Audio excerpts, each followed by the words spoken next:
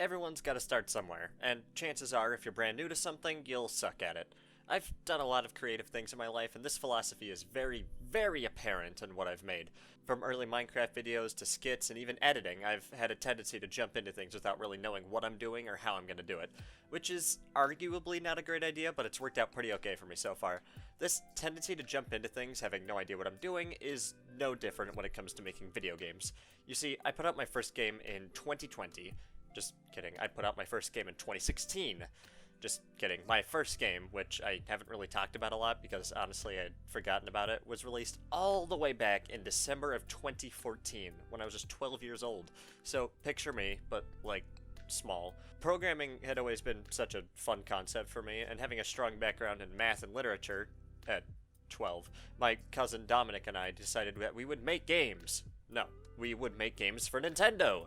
No, we would make our own gaming studio. Yeah, that's what we gotta do. Yeah, so, how do you do that? Conveniently, at the same time, my school opened up a computer literacy class, and so while becoming more literate, I stumbled upon a little website called Scratch. This would ultimately lead to me learning how to program and becoming the game dev that I am today. So I think it's time to take a look at the first game I ever made.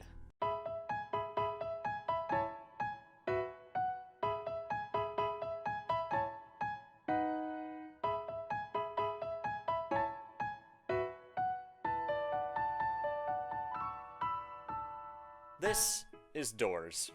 The goal is to traverse through the mini levels, avoiding the darker red walls and making it to the goal at the end. Now, this game has a lot of flaws. The frame rate of the game means it's really, really difficult to actually avoid the walls properly.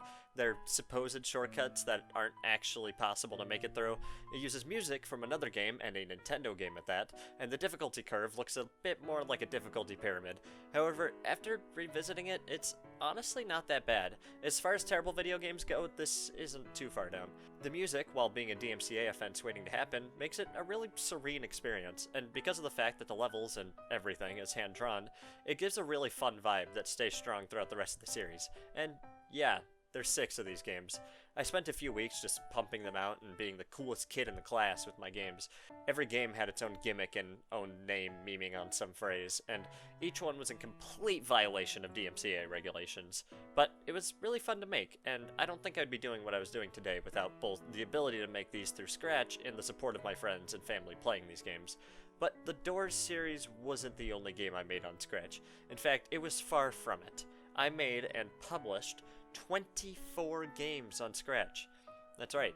Some of them were sequels, but still an incredible amount of games. From horror to choose your own adventure to point and click to platformer, I made pretty much anything that came to mind and absolutely loved it.